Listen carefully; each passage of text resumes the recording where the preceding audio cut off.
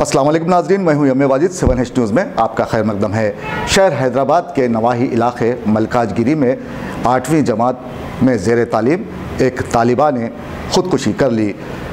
इस तालिबा ने यह ख़ुदकुशी क्यों की होगी, ये जानने के लिए देखिए हमारे नुमाइंदे रहीम खादरी की ये रिपोर्ट। कहते हैं तालीम के बगैर इंसान की ज़िंदगी जहालत के अंधेरों में जीने के सिवा कुछ नहीं। यहाँ तालीम एक ऐसा प्लेटफॉर्म है कि जहाँ से इंसान इल्म सीख कर अपने मुल्क और कौम को तरक्की के अलावा उरूज की मंजिलों पर पहुँचा सकता है। TRS हुकूमत ने अवाम से वादा किया था खानगी स्कूल्स को मनमानी फ़ीस वसूल करने की इजाज़त न दी जाएगी, KG ता PG मुफ्त तालीम होगी।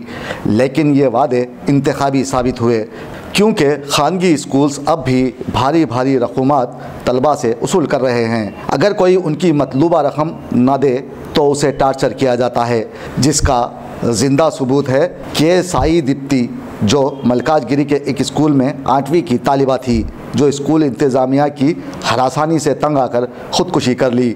बताया जाता है कि स्कूल इंतज़ामिया 2000 रुपये जल्द से जल्द लाकर देने का मुसलसल इस लड़की से तकाज़ा कर रहा था, जिससे दिलबर्दाश्ता होकर इस लड़की ने ख़ुदकुशी कर ली।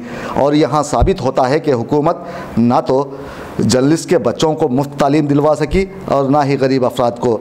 स्कूल इंतज़ामिया की जानिब से बढ़ाई जा रही फ़ीस को ख़ाबों में किया जा सका। अगर हुकूमत इस मामले पर संजीदगी इख्तियार करती तो शायद साई दीप्ति नामी ये लड़की ख़ुदकुशी ना करती।